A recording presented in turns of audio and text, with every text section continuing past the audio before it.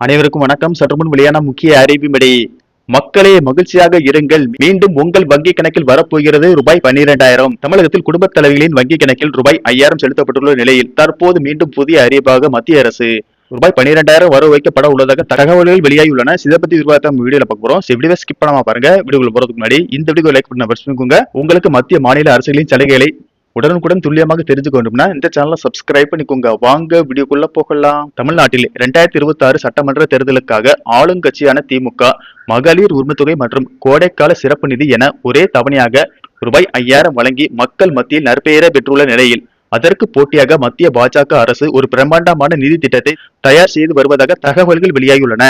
தமிழக வாக்காளர்களின் கவனத்தை தன் பக்கம் ஈர்க்க பயனாளிகளின் வங்கி கணக்கில் நேரடியாக ரூபாய் 12,000 வரை வரவு வைக்க டெல்லி மேலிடம் அதிரடி திட்டம் வகுத்து வருகிறது. சமீபத்தில் திருச்சிக்கு வருகை தந்த மத்திய உள்துறை அமைச்சர் அமித்ஷா தமிழக பாஜக நிர்வாகிகளுடன் நடத்திய ரகசிய ஆலோசனை கூட்டத்தில் இந்த விவகாரம் முக்கிய இடம் பிடித்ததாக தெரிகிறது.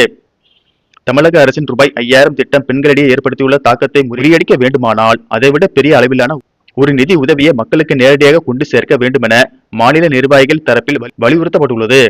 இதை கவனத்தில் கொண்ட அமித்ஷா மத்திய அரசின் பல்வேறு நலத்திட்டங்களை ஒருங்கிணைந்து ஒரு மெகா தொகுப்பை வழங்க ஒப்புதல் அளித்துள்ளதாக கூறப்படுகிறது.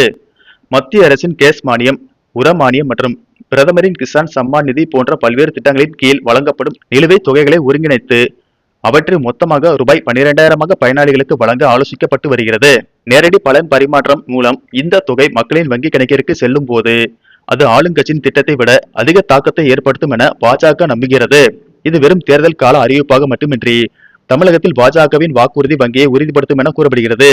தேர்தல் தேதி அறிவிக்கப்படுவதற்கு முன்பாக பிரதமர் நரேந்திர மோடி தமிழகம் வரும்போது இந்த வரலாற்று சிறப்புமிக்க அறிவிப்பை அதிகாரப்பூர்வமாக வெளியிட வாய்ப்புள்ளதாக அரசியல் வட்டாரங்கள் தெரிவிக்கின்றன. தமிழகத்தில் வலுவான கூட்டணியை அமைப்பதற்கும் அதிமுக மற்றும் திமுக ஆகிய திராவிட கட்சிகளுக்கு பலமான சவாலை அளிப்பதற்கும் இத்தகைய நிதி சார்ந்த அறிவிப்புகள் பாஜக அரசுக்கு கை கொடுக்கும் என எதிர்பார்க்கப்படுகிறது.